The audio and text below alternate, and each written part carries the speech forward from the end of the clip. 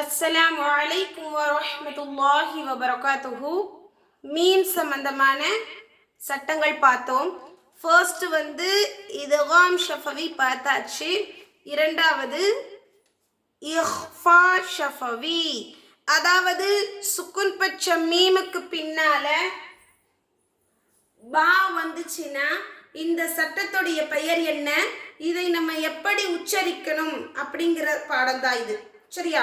Already இதுகாம் ஷஃபவி, இஹ்ஃபா ஷஃபவி, இல்ஹார் ஷஃபவிங்கிற 3 பெயர்கள் சொல்லியிருந்தேன் meme சம்பந்தமாக. சரியா? அப்போ ஃபர்ஸ்ட் ஒன் நம்ம இதுகாம் ஷஃபவி ஃபினிஷ் பண்ணிட்டோம். மீமை மீமுடன் இணைத்து குன்னா செய்து ஓதுறது.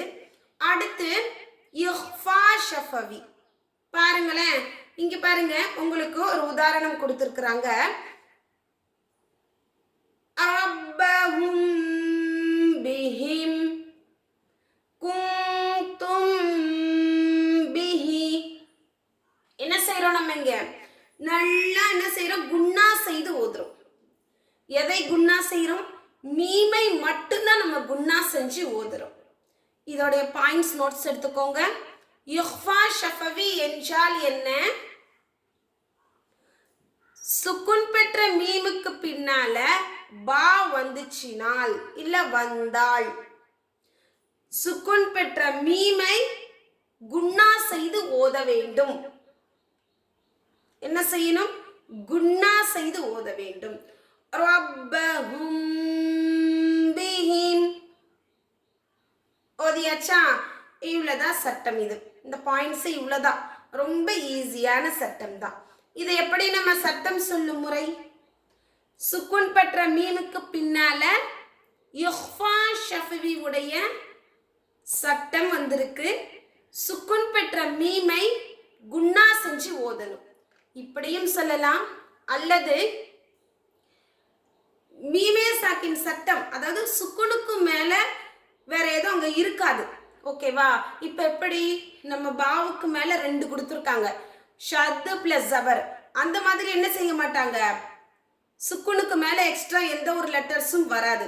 மீம்க்கு மேல ஒரே ஒரு சுக்குன் மட்டும்தான் இருக்கும். ஓகேவா? அந்த சுக்குன் பெற்ற மீம் இனிமே வந்துச்சு அப்படின்னாலே நீங்க அதை என்னவா தான் பார்க்கணும்? மீமே சாக்கினுடைய சட்டமா தான் பார்க்கணும். அந்த மீமே சாக்கினுடைய சட்டங்கள்ல எந்த பாயிண்ட்ஸ் அப்படிங்கிறத நம்ம லெட்டர்ஸ் பார்த்து தெரிஞ்சுக்கணும். அவ்வளவுதான், சிம்பிள். சுக்குன் பெற்ற மீமுக்கு பின்னால பா வந்திருக்கு. சுக்குன் பெற்ற மீமை குன்னா செய்து ஓத வேண்டும். இது இஹ்ஃபா ஷஃபவி உடைய சட்டம். அவ்வளவுதான். ஒரே ஒரு கேள்வி, ஒரே ஒரு பதில் தான். சரியா? இப்ப பாருங்க, இதை நம்ம எப்படி ஓதுறோம்?